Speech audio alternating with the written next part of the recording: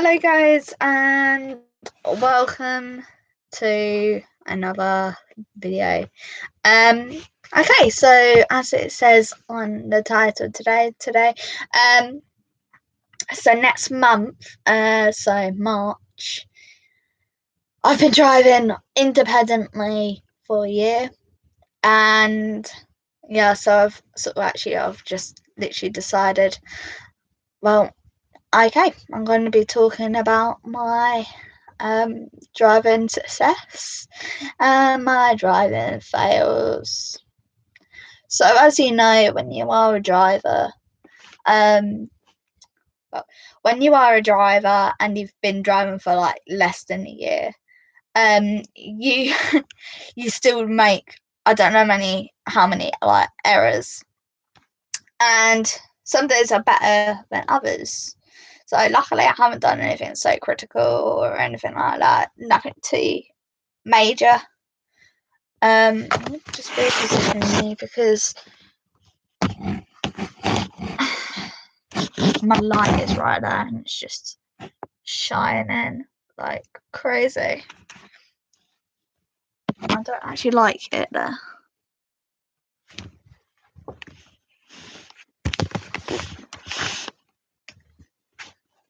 Okay. The light way down. There we go. Okay, so there is like so many, like as I was saying, driving success, driving fails. And no matter, even if you've been like driving for like ages, like probably like I would say like there's not really a max, but you know, my dad's had his license for like 20 years plus. He still makes like silly mistakes, and if, in some ways, yeah, it's normal, but for a new driver, I mean, I panic like every single like error I make, I literally panic. So yeah, it is absolutely crazy, you know. So I've been, as I said, driving for nearly a year now, nearly a year in March. So I'm on my like 11th month driving, and yeah, it literally seems like yesterday I passed.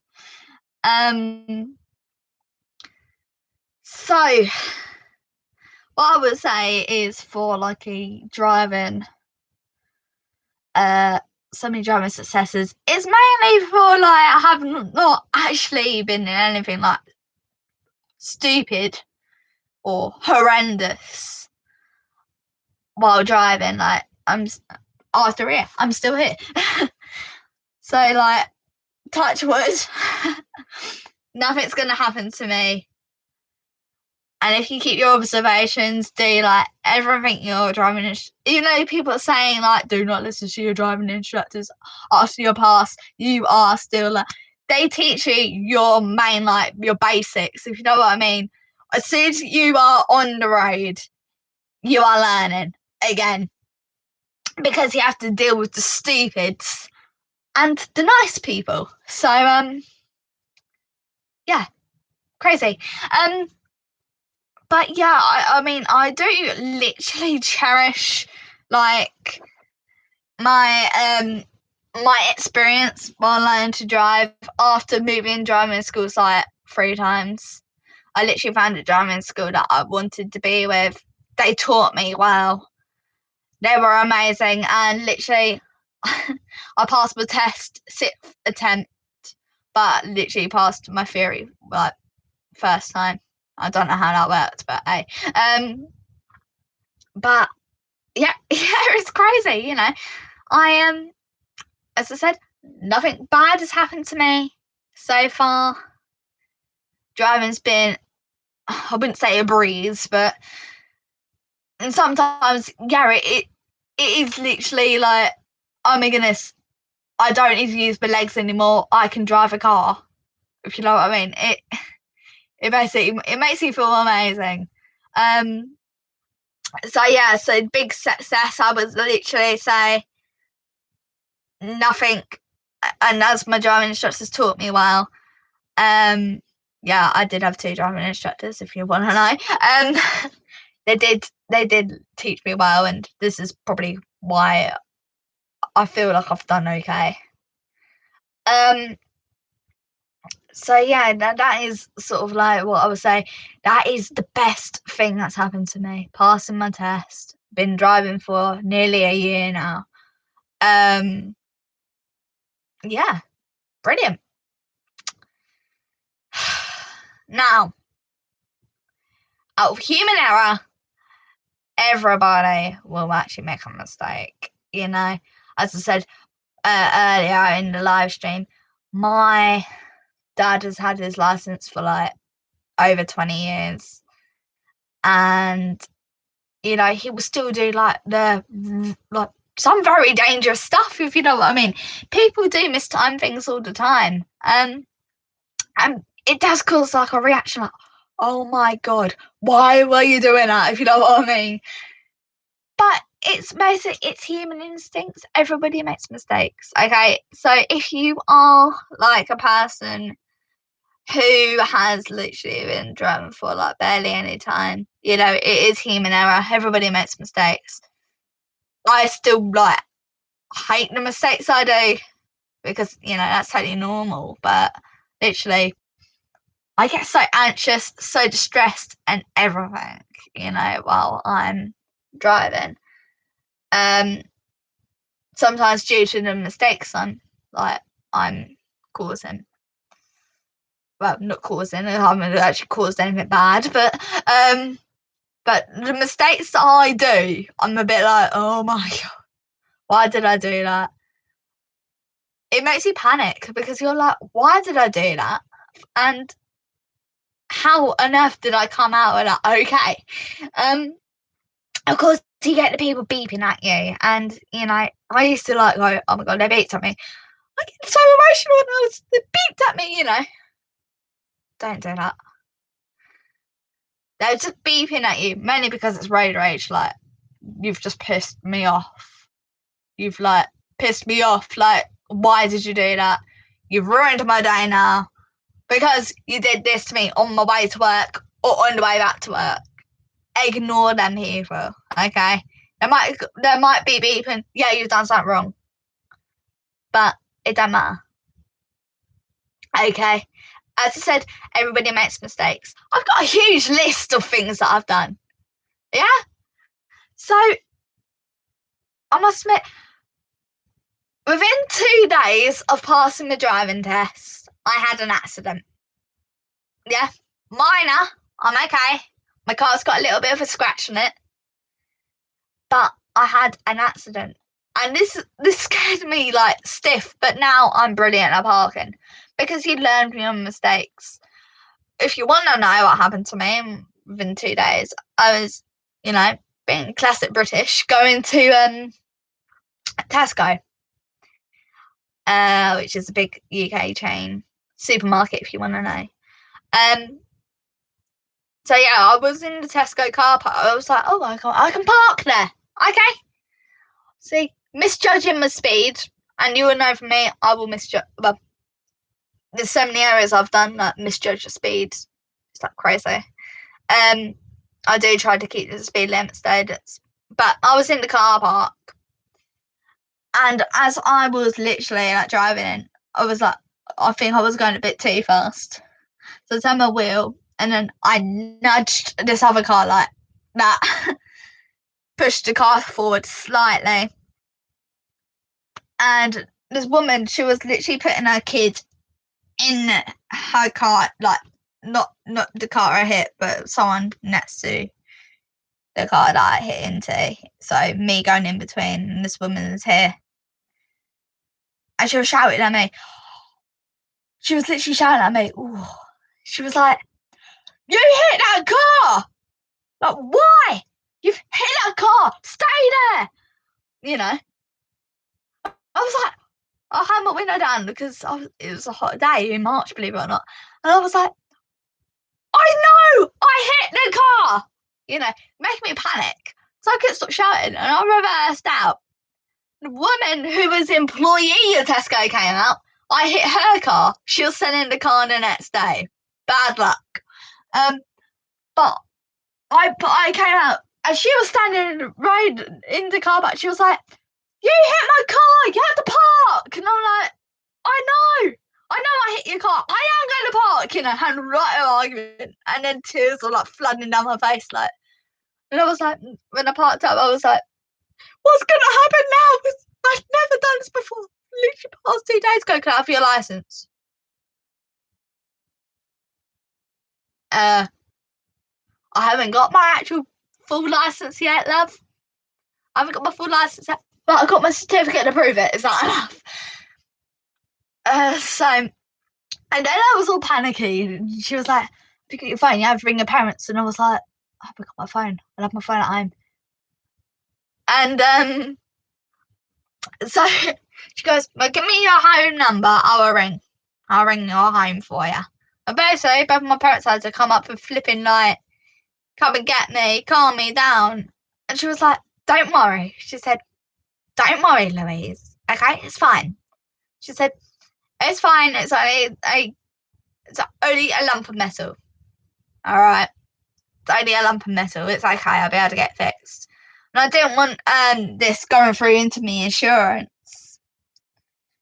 And so literally I just paid for the damages to my car, which was I had to pay her £250 because mainly the issue of her car was cosmetic. It weren't horrendous. She could still drive it. It was cosmetic. Basically, the damage to the car was literally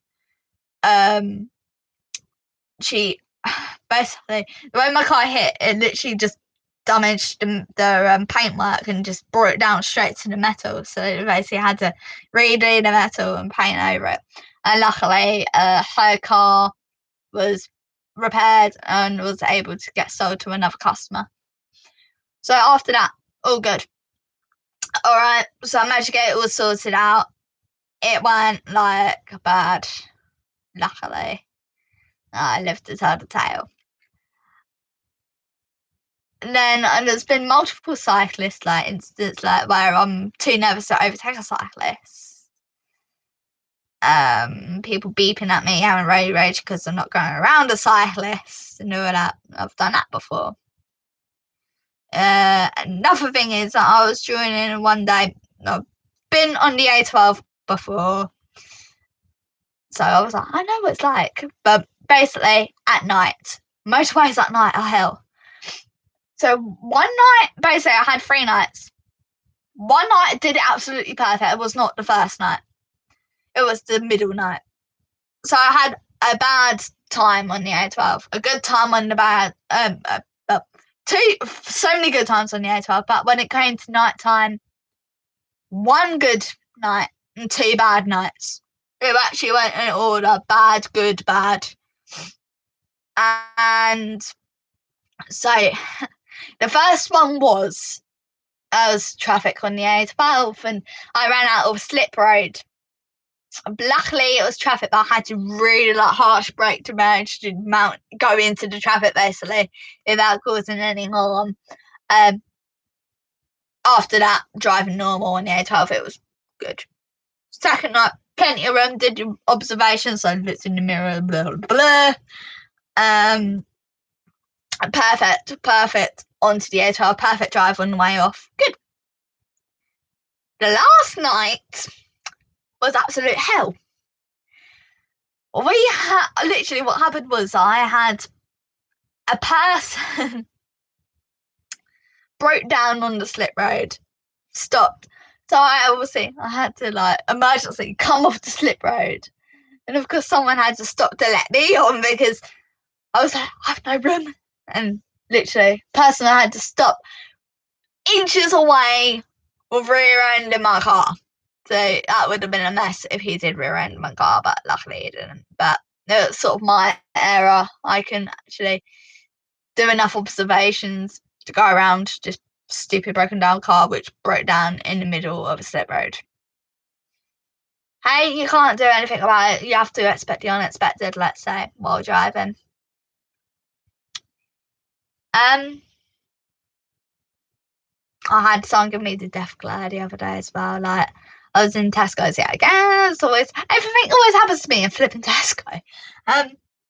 I say there's like a zebra crossing here, and then there's a parked cars here is a car park, and then we've got a disabled parking lot here. Of course, there's huge like 4x4, and a person is like that, like miles away. And I was like, okay, that's fine. Doing my observations, it's marvelous. You know, and I was like, okay. I'm doing my observations both ends. I was looking in the zebra crossing. Nobody's there. Cool. And I'm just slightly pulling forward, and then this guy suddenly appears, and he is literally like looking at me, like crossing like their a zebra crossing when I managed to stop for him. And he was crossing, and he was literally saying I'm on the zebra crossing, and he was like crossing, but then he was literally like looking at me like, and then walking like not looking at the other side of the road. He was like, I was like, oh my god, what's wrong with you? Scaring me. But okay, and now brings me to today's point. Excuse me, I had a burp. But that brings me to today's point.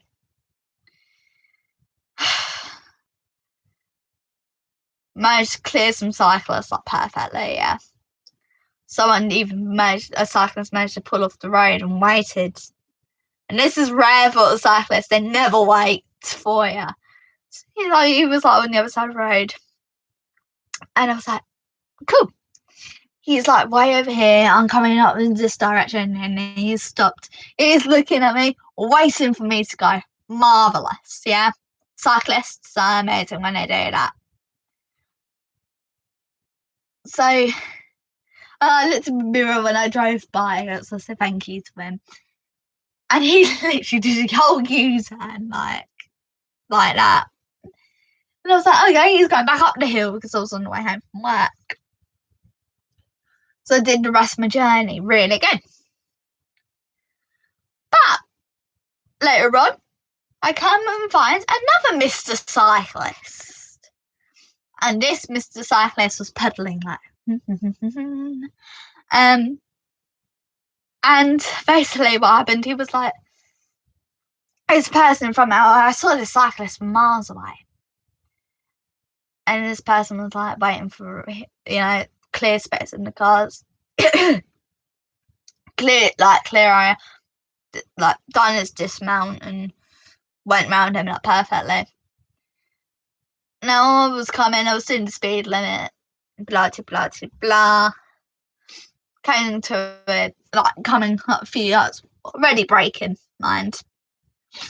And basically there's all this traffic coming by, and I was like, great, I have to restart. No, I was still actually going quite fast, surprisingly. I was like, how's this? I was thinking, oh no, this is happening. Sharp brake.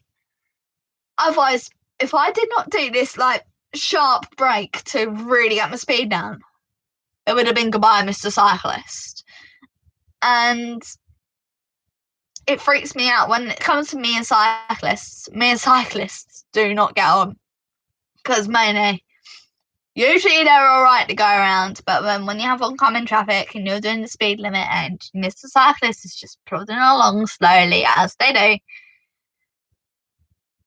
do, you know, it just scares you when you have to sharp brake. You're like, oh my god. I mean, I've already had to do an emergency stop for like young kid. Well, a kid, and he was on his bike and he was in the middle of the other side of cars. It obviously weren't looking at the people coming up. And he literally crossed right in front of me, and I had to like slam on my brakes because otherwise, yeah, again, goodbye. little kid who is a cyclist. You see what I mean? I hate cyclists. If you are a cyclist watching this, no offence, I respect you totally. If that's your only way of transport, that's fine.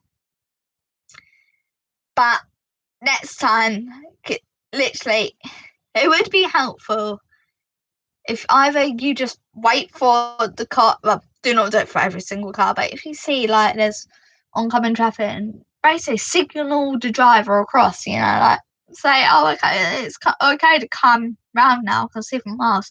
Come over, you know, come over, go around me.